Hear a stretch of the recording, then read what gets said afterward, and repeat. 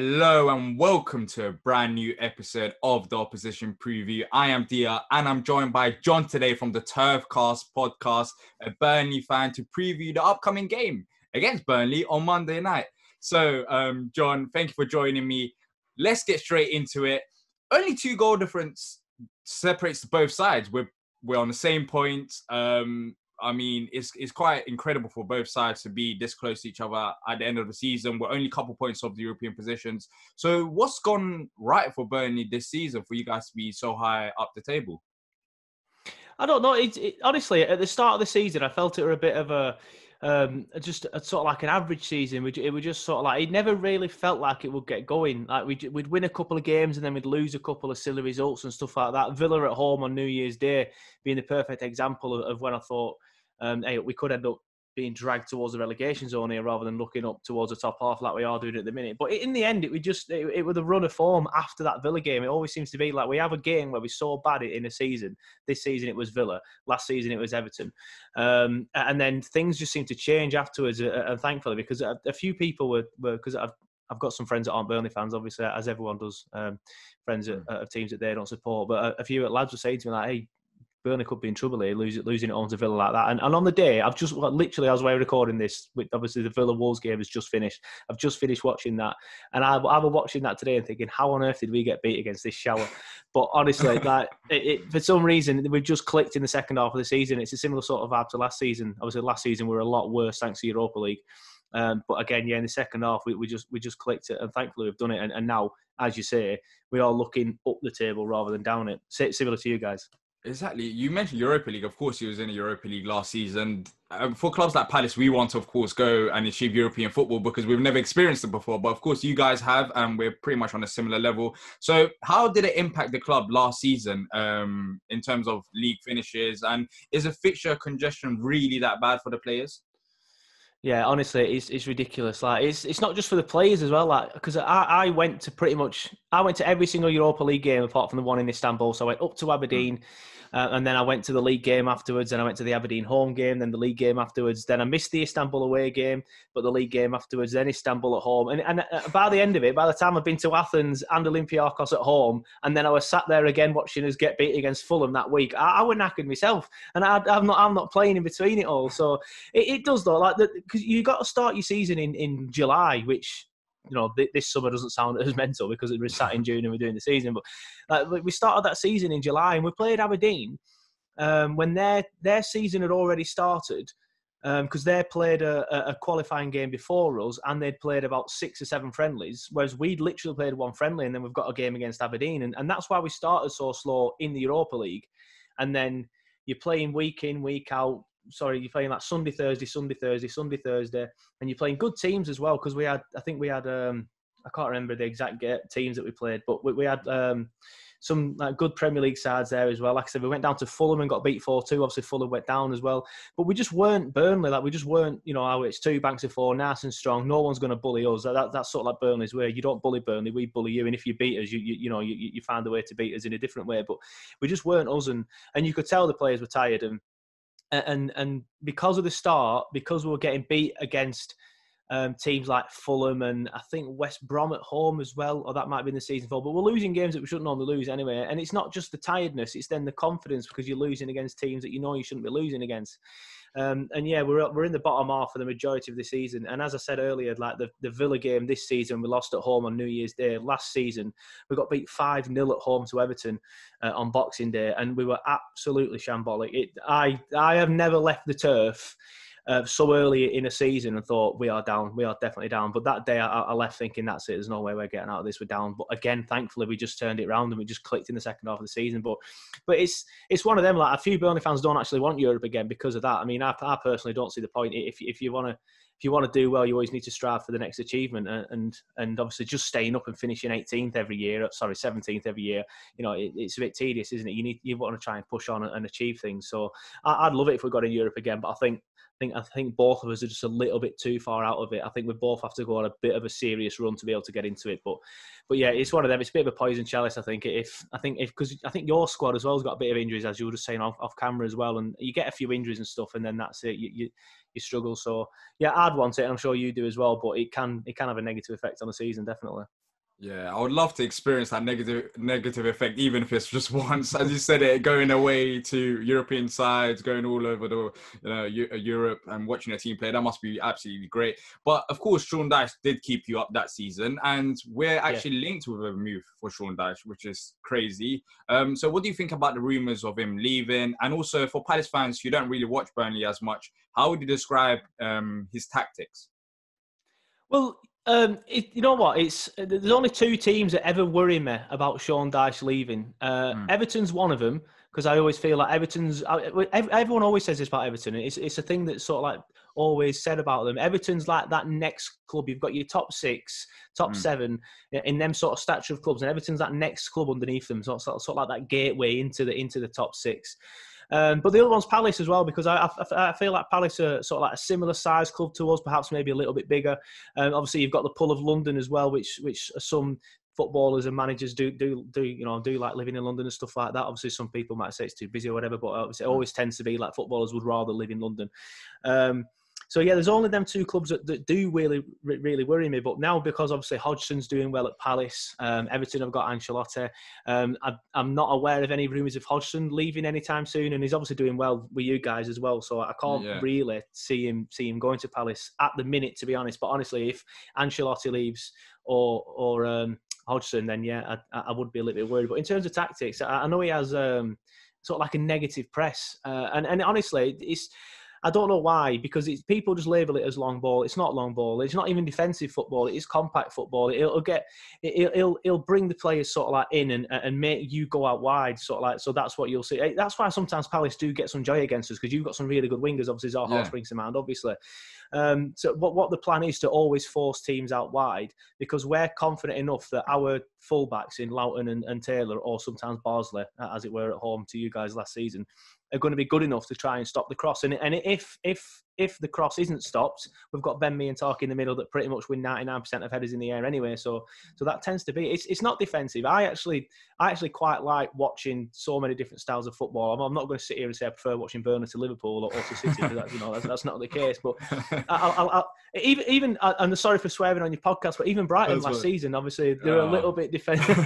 Obviously they weren't the best to watch, but I like to see different sort of styles and stuff. And if we all played in the exact same way, it'd be a bit boring, wouldn't it? But I think Roy sometimes gets labelled with a similar sort of thing as well, especially at Palace. And I don't think Roy's defensive either. Yeah, teams sit back, but obviously, but teams like Burnley and Palace, why would we open up at home to Liverpool and at home to City or whatever? But they're both doing fantastic. So people can say what they want about Dyche and Roy Hodgson, but they're both doing really, really well, and their tactics are working. So why would they change them?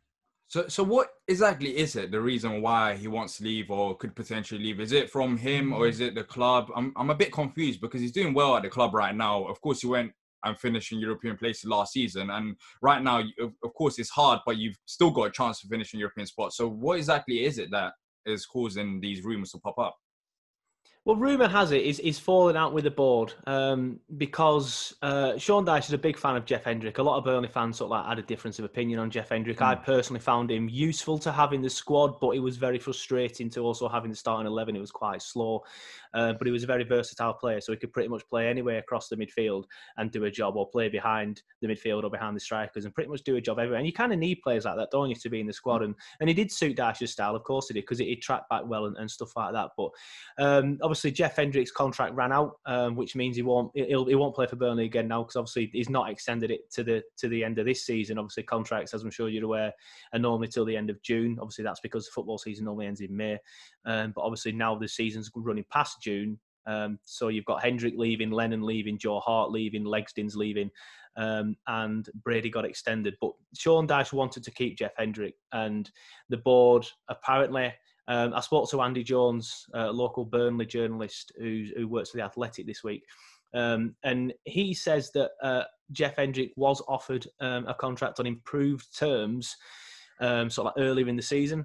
He then turned that down because he wanted even more money, whereas the board weren't ready to stump that money up. So I think he's got a little bit arsey about losing one of his favoured players. Jeff would normally be on the bench, but because we always have injuries to Goodmanson, like he's one of them players that's made of glass, as is Robbie Brady as well, and they both play on the wing. So Jeff did end up playing quite a lot. But I think Sean Dyche is a bit disappointed with the way that the board have sort of like dealt with things, because we've lost a few, not necessarily first team players, but players that would have been definitely squad players anyway. Joe Hart would have been a bench player. Lennon would have been a bench player. And at the minute, our squad's really, really thin as it is, and we've got injuries. And obviously now you've got these 5 subs that you can use. Like we couldn't even fill the bench against Manchester City. And I think most of them were just kids anyway. So, you know, he's just a little bit annoyed about that, I think. But he's not the sort of person to just walk away. I can't ever see him just walking away because he's throwing his toys out the pram. If he does, he does. I'll be very, very surprised. But I think if he does leave, it'll be because another club has come in for him. But like I said, the only clubs that worry me, to be honest, are Palace and Everton, and I can't see them two looking for a manager this summer. So I'll be very surprised if he goes anywhere. And then another side of it as well, I think the board have always sort of like held back, and there's a difference between obviously throwing all your money at it and risking the club and just backing your manager a bit more. And I think it's come to that time now where Dyche just wants backing a bit more. He wants us to go out and spend some money. But then the argument to that side is the season before, he bought Ben Gibson for 15 million quid. He played like, 2-3 Premier League games. That's our record signing, by the way, 15 million quid. He's played like 2-3 Premier League games, and now he's falling out with Dyche at his training at Middlesbrough while being paid by Burnley and slagging Burnley off all over his Instagram and his Twitter. So there's the other argument to it of like, well, when we're giving you the money, it hasn't always worked out. But again, I just think it's a few sort of like rumours and stuff. Like none of the journalists around here seem to think there's a massive threat of him leaving. So yeah, I think he'll still be here next season. Fingers crossed anyway, because if he leaves, I think we're in massive trouble. Yeah, with Dyche, I don't think it's a case of him coming to Palace this summer, but maybe because Roy Hodgson's contract does expire at the end of next summer, so potentially if things still continue to go south, then maybe he could join Palace. But yeah, we'll see what happens with that. Let's talk a bit about your players. Dwight McNeil is a fantastic player. He's been linked with us as well. Let's not talk about his transfer rumours to Palace. Let's talk about him as a player. He's a great player, and out wide, he can do a bit of everything. And at times, I do think he's a bit underrated in terms of national awareness and national press talking about him. Yeah, he's class. And just in terms of the transfer rumours, I know you said you didn't want to talk about him, but honestly, he's linked with everybody. Honestly, he's linked with Man United, Man City, Liverpool, Everton, you boys, Newcastle. It's just because he's so good. So I think what it is, people send scouts to watch players, and then journalists get hold of it and they think, oh, well, they're interested. I'll run a piece on it. Again, not too worried. The most recent one is City that came out this week, but again, he's not going to break into the City side straight away. So I guess some players won't mind sitting on the bench at City because A, the money, and B, you can learn from the players. But yeah, in terms of his ability, man, he's class. He's an absolute gem. I actually have a bet with some guys because I work in Leeds. So I have a bet with some guys over at work because, again, he's underrated. Every player in our squad who is good, you've got your Tarkies, your Ben Mees, Popes, Westhead, they're all underrated. It's simply just because they play for Burnley. And I think you guys probably experience that to a lesser extent as well. People don't really see them as good as what they are because they're not playing for a traditional top six club or a fashionable club. Say, for example, if Dwight McNeil went to Villa, but Villa went down, people would like him even more because he's playing for Villa and a team that tries to attack. Yeah. But yeah, he's class. Honestly, he can beat men. He can put a ball in. He can score goals. He's not scored as many goals this season as we'd like, but he's got a lot more assists. And you just saw it the weekend. Not at the weekend, sorry. On Monday, the last time we played. Thursday, sorry. I'm losing track of like games because they're all over the place. He put a brilliant ball in for J-Rod and stuff like that. That's him at his best, man. He's class. And yeah, sorry, I got sidetracked then. The bet I have with people at work is that he'll get 10 caps at least for England, I think. I'll be very surprised if he doesn't play for England regular. So I've got 50 quid on that. So yeah, I obviously rate him. Well, hopefully. The only thing that worries me is with Zaha, the similar instance happened where he was playing really well a couple of years ago, and Jesse Lingard, he came into United side and played 120 minutes, and he got straight into the England squad. So that's the only thing that worries me. As you mentioned, it's the clubs at the top. As soon as the English player pops out there, then boom, they're straight away in the English side. Whereas clubs like Burnley and Palace, it takes a lot more, and you just have to be lucky at times to be able to go into the English side. But is there any other player to watch out for Palace? You mentioned some names there that are quite underrated. Who should Palace watch out for on Monday night? Well, you've got Tarky as well, and like you say, just going back on that point you just made about how people don't get into the England side when they play for teams like Burnley and Palace. It's an absolute travesty that James Tarkowski isn't in the England side, but yet Tyrone Mings is. Like, don't get me wrong, I don't think Tyrone Mings is a rubbish player. I do quite like him, but he's not as good as James Tarkowski. There's no chance in hell. Again, people use the argument of Southgate liking players that can play out from the back, but Tarky can play out from the back. So it is one of them. And again, Ben Mee as well. We've got a solid defence. I do prefer Tarky. Ben Mee's more prone to a mistake. But recently as well, the last couple of games, Josh Brownhill, he's probably a little bit of an unknown quantity in the Premier League. We signed him from Bristol City in January. Didn't play too well against Man City, to be fair, but it's Man City. But I thought he did all right against Watford because he's been playing out of position. He's a central midfielder by trade, but he's been put out on the right wing because of Hendrick leaving. But yeah, obviously your main boys are obviously Dwight McNeil, Tarky and Ben Mee. Poppy as well. He's another one that a few people should be sort of like realising a bit more that he's probably better than Jordan Pickford and should probably be in the England squad. But again, there's obviously Dean Henderson as well, so some people might be arguing with that. Yeah. But up front as well, like normally I'd be saying Chris Wood because he is, for me, the most underrated player that we have, and you know he's hit 10 goals in the Premier League for the last 3 seasons. Not many people get to do that, especially at Burnley, man. No one's ever done it at Burnley. He's absolutely class. If he gets a chance, 9 times out of 10 he puts it away. Because he's not fast, a lot of people sort of like label him as a bit of a, you know, it turns about slower than milk and stuff like that. And he finishes his goals, and that's the thing. Yeah, exactly. Exactly. That's the thing. That's what happens with these types of players. Like you see them, they do all the things right, but of course they're not that typical player for the media to go and rave on about because they're not that skillful type who can dribble past 10, 15 players. But when you actually look at him play, he does all the things right, and maybe he does more than all the skillful players. But of course, we don't hear about them because it doesn't fit their agenda. Yeah. So yeah, exactly. But a couple of names that you mentioned there. Yeah, I think there's lots of underrated players from both sides of the squad. And of course, Sean Dyche's tactics and Roy Hodgson's tactics can be similar at times. But where do you see the game being won and lost on Monday?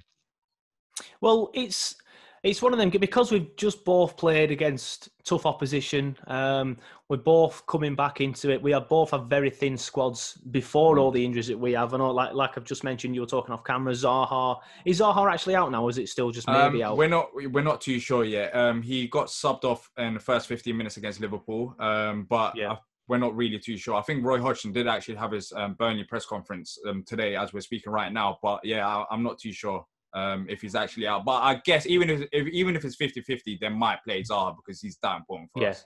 Yeah, that's what I mean though, because you've got so many injuries, and especially if Zaha's. I think Zaha will be the key. I remember him tearing us apart last season. I think that is the song, isn't it? He tends to do it every time we play against you boys. I remember him turning Phil Bardsley inside and out and then putting it into the bottom corner. But yeah, it's what we've got so many injuries. Like I say, Chris Wood's injured, Ashley Barnes is injured, Johan Berg Gudmundsson's injured, Robbie Brady's injured. Them two are always injured, to be fair. But Hendrick's left, Lennon's left. Bardsley's only just come back from his contract issue. He did end up signing a contract as well. I missed him out earlier. He did end up signing a year extension, but he's not trained enough to be able to be starting yet. So we have a lot of people missing, as do you boys. I think Zaha's the key. I think if Zaha plays, you might nick it 1 or 2-0. I think if Zaha doesn't play, because I know you've got a few other injuries as well. I think you mentioned Benteke. There's Tompkins as well, I heard on Sky Sports earlier. Yeah, Tompkins, he hasn't really played as much. He's had injuries, but I'm not too sure if he would start.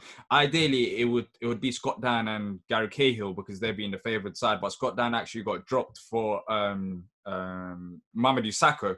So maybe there's a case of Scott Dan coming back into the side, which would give him more confidence. Mamadou Sakho does sound like a better player, but it's been weird for him. It's been weird for him this year. So yeah, hopefully if Scott Dan comes back, that'll be positive.